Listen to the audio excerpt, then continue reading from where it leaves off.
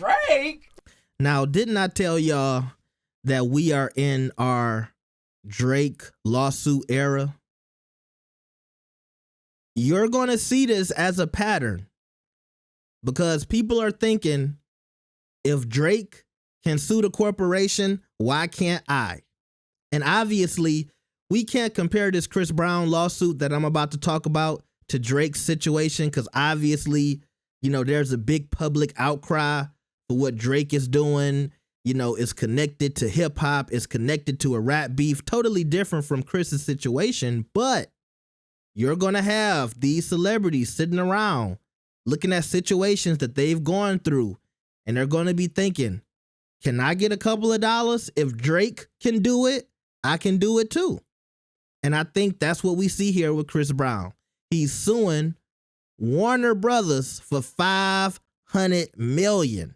And once again, you're not going to tell me this 6ix9ine lawsuit and this Chris Brown lawsuit is just coming out of the blue after Drake decided to sue one of the biggest corporations in entertainment, okay? So let's get into the Chris Brown lawsuit because this is very interesting. Y'all better like the video. Y'all better subscribe because I think Chris got a good case on his hands. He might be about to get paid. Facts. Now, they say Chris is filing this for $500 million because he's claiming that Warner Brothers, with their documentary called A History of Violence, was spreading false allegations, heinous acts, including sexual assault, which has been previously discredited in court. And before we even get to breaking down this Chris Brown doc, where's the Trey Songz doc? There's a history of violence with Trey Songz. He done paid out so much money to these women for all of this hush money. I remember that girl who was the twin. Remember them twins that be playing basketball? Trey, I ain't forgot about that. And I done heard females tell me personally about what Trey Songz be doing. Yeah, I'll say it. Where's his doc? That's the doc you need. You can do all the allegations you want in there, because it's a paper trail and it's coming right out of Trey Songz' goddamn bank account. Now, I remember when the preview for this came out, and I remember they had this part where they was showing all of these women. So they was like, yeah, Chris Brown did this to Rihanna. List of Karrueche, some white girl that we never heard of. I think this is another girl that accused him of shit. But basically in this documentary, a lot of the people who watched it feel like they did a whole doc about allegations. Now, obviously, we know the Chris Brown Rihanna situation was real, so that's not an allegation. But, they putting up Karrueche's picture. I don't think Karrueche ever took him to court or he was found doing something to Karrueche. Now, they got this white girl up here. I think she was one of the girls that accused him of doing something, but I think this was one of the situations that was proven to be false in court.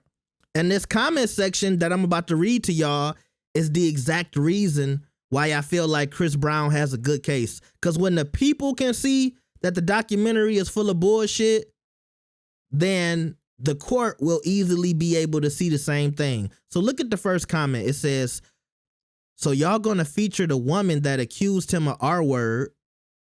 It was documented that she was found to have lied. If you're gonna tell it, tell the truth. The next comment said, y'all talking about Chris Brown, but y'all still ain't talking about that Epstein list. Now this next comment is long as hell, but this must be one of them Chris Brown fans. I feel like this girl go to the concerts. Her name is SkyX Monique. I know she paid Chris Brown $2,000 so she can jump on his lap and take a picture. But the first sentence says it all. And she said, I'm sorry, but I understand if this is a doc about crimes he's been charged with.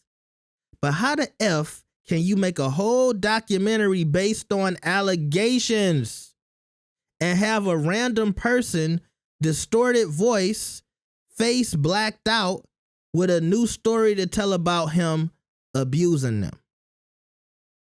But once again, the most important part is a documentary based on allegations. Now you couple that with what's been going on with Chris, which is, I think over the last few years, there's been a lot of sympathy for Chris Brown and his situation with Rihanna. Meaning, I think there's a lot of people who feel like, how long does Chris Brown have to be punished for something he did when he was a young adult? I think he might have been like 17 or 19 when that situation with Rihanna happened. I can look it up real quick. Yeah, he was 19. I looked it up.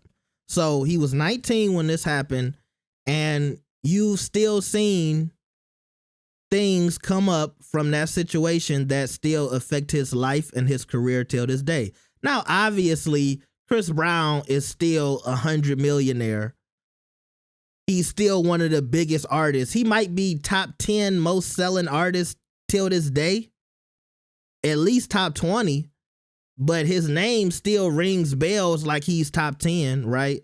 When you think of Drake, Justin Bieber, Taylor Swift, all of them type of people, somewhere in that list, you're going to think of, oh yeah, Chris Brown. Not only that, his tours do amazing, but he still has these little situations where it's like, oh, you're still holding this over his head. One example would be last year at the NBA All-Star game, he was supposed to be in the celebrity game, and at the last minute, Ruffles, who was a sponsor of the game, they said that they didn't want Chris Brown to be a part of the game. Now, at least that's what Chris Brown was told, and that's what he said to the internet. I reported that, and I made a video about it. And Chris Brown was upset because they invited him to be in the game, and then once Ruffles allegedly said that, they pulled him from the game last minute. So he still has to deal with these little situations till this day. Then you have documentaries like this coming out where they're reporting on shit that was proven to be false in court. When if you follow Chris Brown, you know after the Rihanna situation, there were multiple women who just blatantly lied on Chris Brown, which was proven in court. I remember recently it was a situation at a Diddy party where some girl tried to accuse him of something, and he pulled out the text messages, and she was begging Chris for coke and drugs and stuff like that. But she was trying to say, you know, Chris did something to her or Chris drugged her. But she was begging him for the drugs and the texts. So we've seen people take the Rihanna situation and try to turn it into something that is not, to try to punish this man and try to basically say this reputation or this history of violence is still following him till this day. Meanwhile, in the last 10 years or so, maybe even 20 years, have y'all heard anything credible about Chris Brown doing anything to a female? Only negative thing we heard about Chris is allegedly he might have had a substance abuse problem.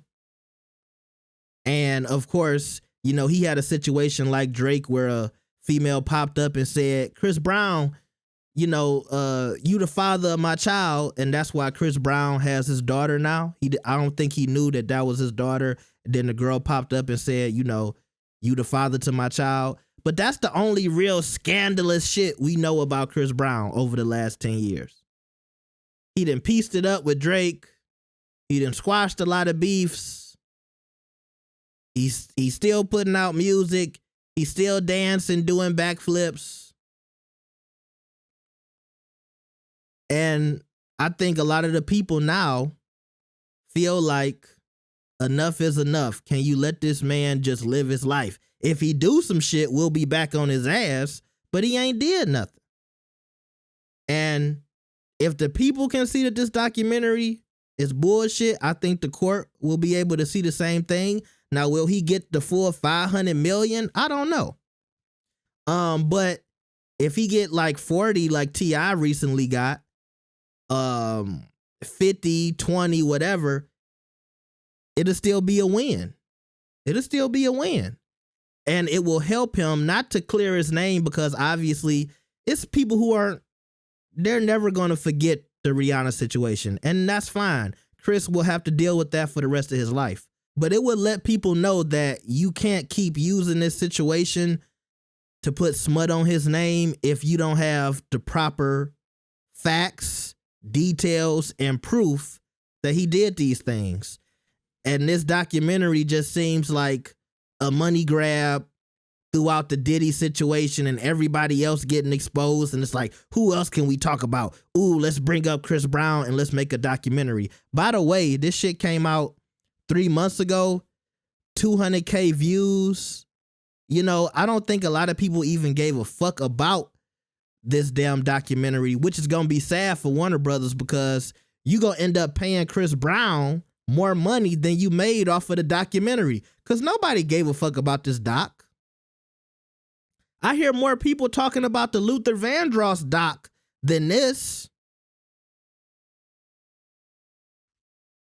So y'all let me know what y'all think about this. Like the video and subscribe. I will see y'all next time. Peace.